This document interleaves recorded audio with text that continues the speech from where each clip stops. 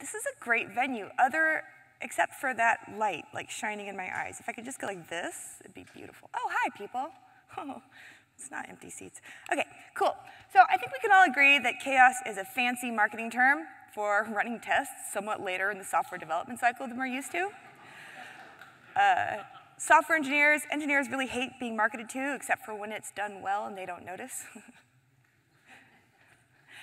In my day, we called this testing in production. I don't know if you've seen my shirt. I test in prod. Testing in production has gotten a bad rep, and I blame this dude. Like, it's a great meme, but it has this implied false dichotomy that you can only do one or the other. What if I told you you could both be a responsible engineer who writes tests and also responsibly test in prod? I have a couple more memes because that really seemed to be the thing you should do with this. But honestly, like, our entire idea of what the software development lifecycle looks like seems to me like it's overdue for an upgrade. Because, I mean, to start with, deploying code is not a switch. You don't switch it on or off, right? It's more like a process of baking, right? When you deploy, you begin the process, the very long and sometimes indefinitely long process of gaining confidence in your code under a lot of different scenarios.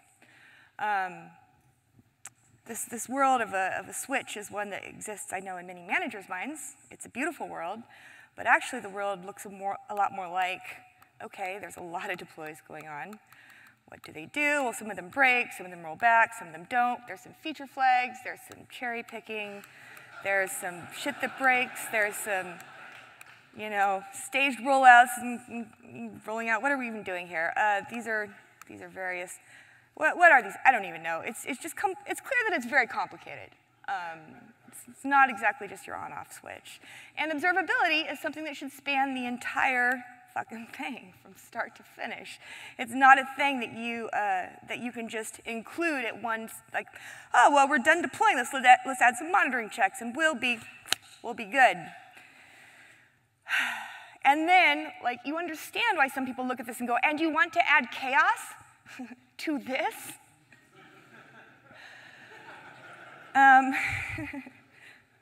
Completely understand that impulse. Well, but why now? Why are things changing now? What's driving this? So I'm not a computer scientist, I'm a music major. So I drew a graph for you, but it looks like this. Complexity's going up. I don't know. But let's look at some architectures, right? There is the humble lamp stack, which powers still most of the world's business. And believe me, if you can solve your problems with a lamp stack, please do so. Please. This was Parsons infrastructure a couple years ago. That blob in the middle is a few hundred MongoDB replica sets running developers' queries from all over the world. Never do this. Somewhere up there is a bunch of containers. You could write your own JavaScript and just upload it. And we had to just make it work and not like conflict with anyone else's shitty queries. Never mind. Never do this.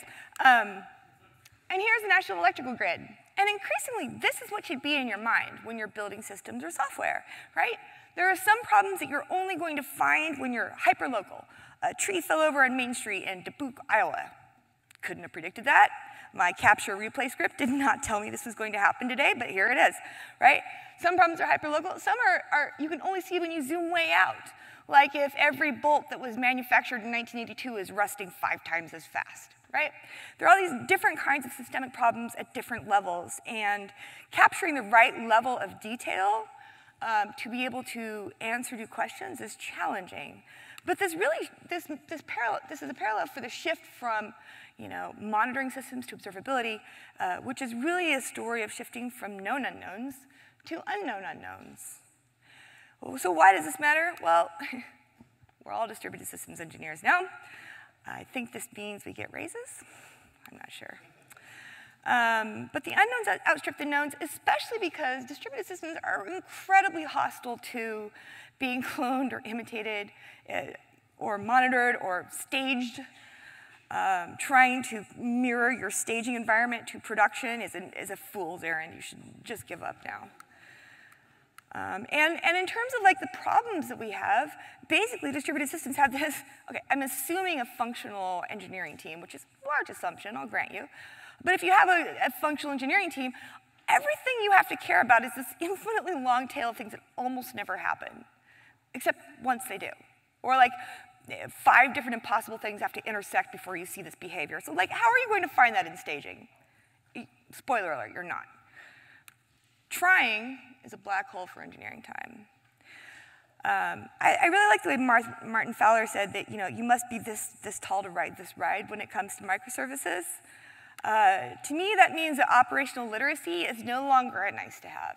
You should never promote someone to be a senior engineer unless they know how to own their code. And this is relevant because without observability, you don't actually have chaos engineering, you just have chaos.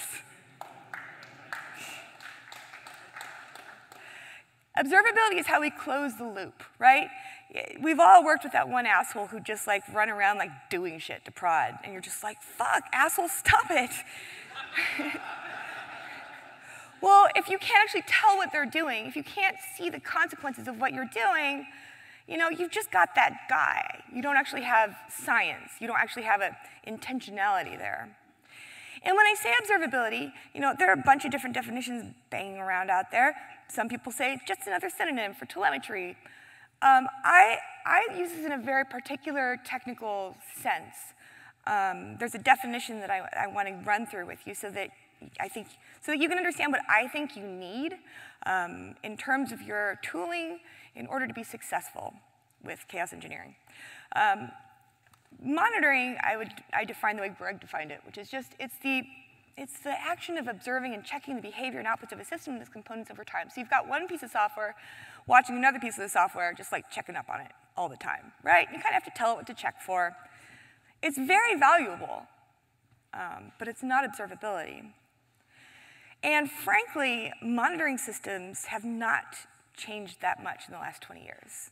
They've changed a lot, they've grown, but the principles, actionable alerts, every alert must have an action associated with it.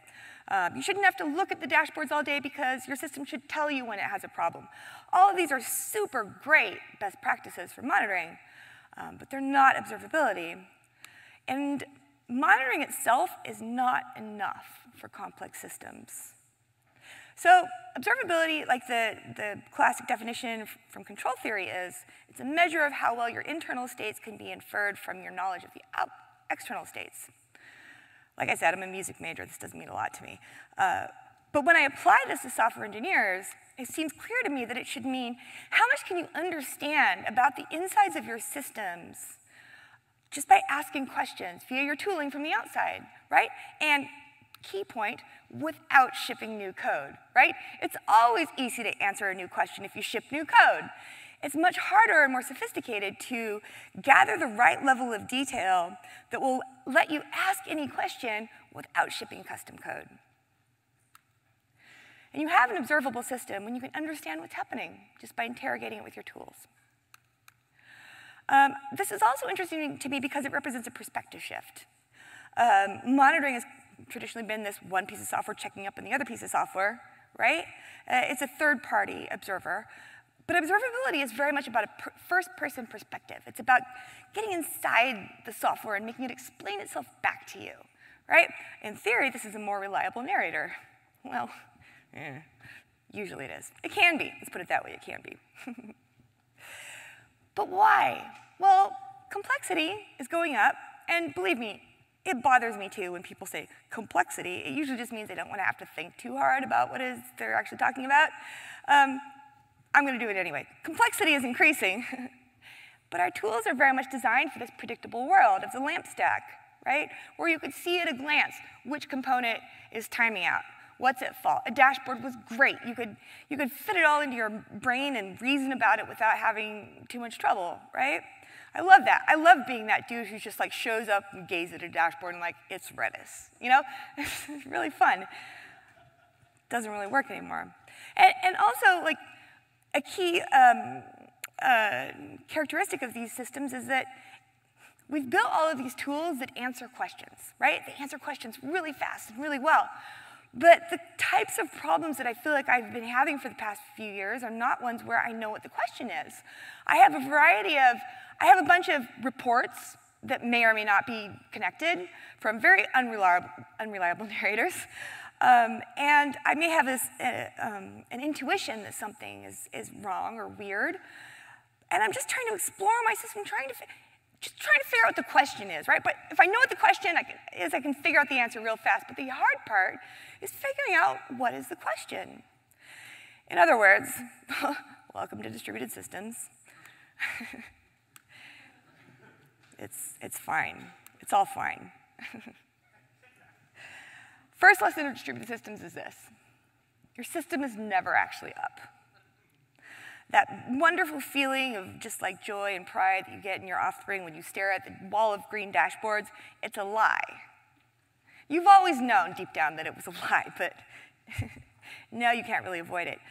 So many catastrophes exist in your systems right now, so sleep tight.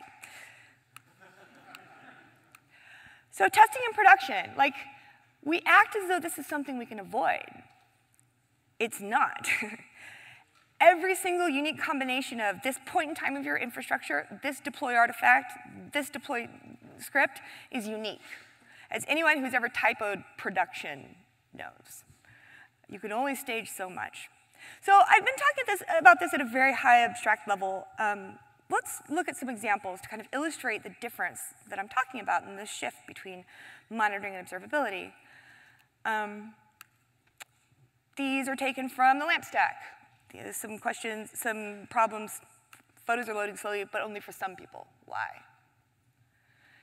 Every single one of you has debugged this problem before. Database is running out of connections. Woo. Okay, cool. Let's examine some examples from parse and Instagram.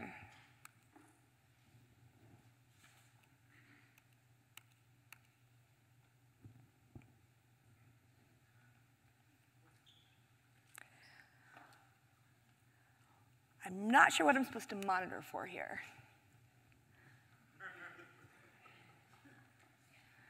I've got more.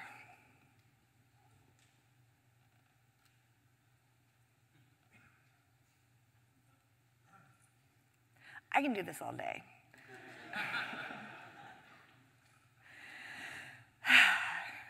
That one, the push notifications one, remains one of my favorites. They're like, push is down. I'm like, push is not down. It's a queue and I'm getting pushes. Ergo, push is not down.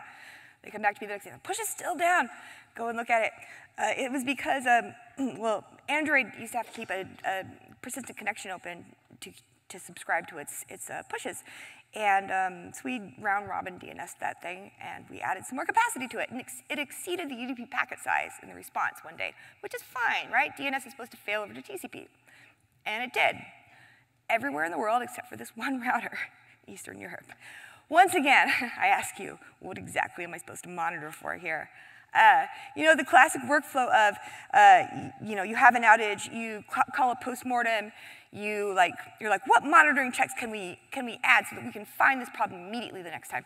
What dashboard can we create so that we can find this immediately the next time? It just falls apart. You can spend all your days like creating all these dashboards and monitoring checks, but they never happen again. It's never going to happen more than once. And it's the wrong model, right? It's this model of there is a finite list of things that can go wrong, so we'll find them all and monitor for them. No, motherfuckers, it's like an infinitely long tail, and you just need to take a more open-ended exploratory and debugging sort of an approach to it. So, let's get down to like bits on disk. What does your tooling need to do, and what do your teams need to do, I guess, in order to support this kind of ad hoc exploratory debugging? Well, first of all, this is 1,000% an instrumentation game. For all the software that you control, you have the ability to get in its head and explain itself back to you and your past self and your future self and your team, and you should do that. And I'm not going to go into all the best practices for instrumentation. I will just say this.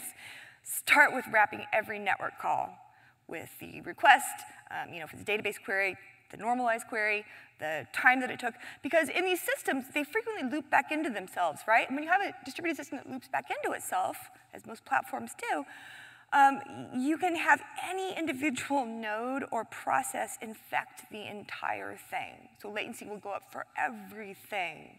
You need to be able to trace it back to the source. So network, like the hardest part is figuring out where the problem lies, right? The hard part is not debugging the code. The hard part is figuring out which part of the code to debug. And this is what observability does. It's about events, not metrics. The fatal flaw of metrics is that it discards all of the context and then re-adds some in form of tags, but what you want is basically all the metrics, but aggregated by the request ID, right? Because that is the perspective of the code as the request as it is traversing your code, right? And that's all that matters to you. You don't actually care about the health of the system as an application developer. You care about the health of every single request. You care about being able to figure out why every single failure failed, and that means the viewpoint of the event. You care about high cardinality. If you ask your vendors one thing, ask them how they handle high cardinality. The Parse acquisition, you know, it was traumatic. Like around the time that Facebook acquired us, I had come to the conclusion that we had built a system that was basically undebuggable by some of the best engineers in the world. Couldn't be done by any tooling out there. We started using Scuba, which is this aggressively hostile to users tool that lets you slice and dice in real time on high cardinality dimensions, and basically the ability to break down by 1 in 10 million users in any combination of anything else saved our ass. Like, oh, sorry, when I say cardinality, I mean, imagine you have a collection of 100 million users. The highest cardinality dimensions will be any unique ID, right? Lower, but still quite high, would be first name and last name. Very low would be gender, and presumably species equals human is the lowest of all, right? So what out of all those fields, what is going to be useful to you in debugging? It's all the high cardinality stuff. All of it, right? Because it's more unique, it's more identifying. And yet, metrics-based tools are shit at this. So, sorry I didn't ask about the swearing. I get excited. High cardinality is not nice to have. Dashboards are a relic. Honestly, we love our dashboards. We love our world at a glance, you know, whatever. But as Ben from Lightstep likes to say, do not confuse visualizing the search space with reducing the search space. Reducing the search space, like narrowing down where those problems are coming from, is everything. Every dashboard is basically just an artifact of some past failure, right? Every postmortem, let's make a dashboard so we can find this right away next time. How many dashboards do you have after 3 years? How many of them still work? It's ridiculous. That's not science, right? Imagine, like BI has nice things. We should have nice things in systems. In BI, they don't sit there with a handful of dashboards going, oh, which one of these corresponds to the user behavior that I'm trying to understand? That would be ridiculous. No, they ask a question. Based on the answer, they ask another question. They follow the breadcrumbs where the data takes them. Why don't we have nice things? I don't know. Aggregation is a one-way trip, even if it's very small. Even if you have like a 1 millisecond interval, you're still smushing all of the thousands of events that happened in that time frame into that one value, and once you've smushed it, you can never unsmush it. In order to have observability, you have to be able to ask new questions of your raw events. Keep a sample of them if you care about cost. Of course, everyone cares about cost. But you have to be able to ask new questions, because anytime that you aggregate, or index for that matter, anytime that you make these decisions about the way bits are laid down on disk that prevents you from the flexibility of asking new questions, you've taken a step away from observability, and you've screwed your future self. In conclusion, you really can't expect to hunt needles if your tools don't handle things like this. And that's what chaos engineering is all about. You know, it's the entire philosophy of you don't know what's going to break. You don't know what's next. You have to be prepared for everything. The practice of chaos engineering is just taking a step in the direction of practicing these principles and philosophies that we claim to hold. I'm a fan of it, even if it is a marketing term, because I'm a CEO now. I'm supposed to love marketing. It's fine. We spend way too much time looking at these elaborately falsified environments and not enough time looking at prod. I really believe this. There is no substitute for looking at production. And if you're not looking at it when things are okay, good luck finding problems when things aren't okay, right? Every engineer who is, you know, I'm a big fan of software ownership. To me, being a software owner means you write code, You have the ability and the permissions to deploy code and to roll it back, and the ability and the permissions to debug it in production. If you don't have any one of those three things, you're not really an owner of your software, and you're not really equipped for the next generation of computing. Real data, real users, real traffic, real scale, real concurrency, real network, real deploys, real unpredictabilities. You can accept no substitute. Chaos engineering is great, but this, I think, is at the core of what I wanted to say, is that if you can't see what you're doing, don't do it. Just don't, fix that first. Fix the fact that you can't tell what the fuck you're doing before you actually go and add more chaos to the mix, okay? Thanks.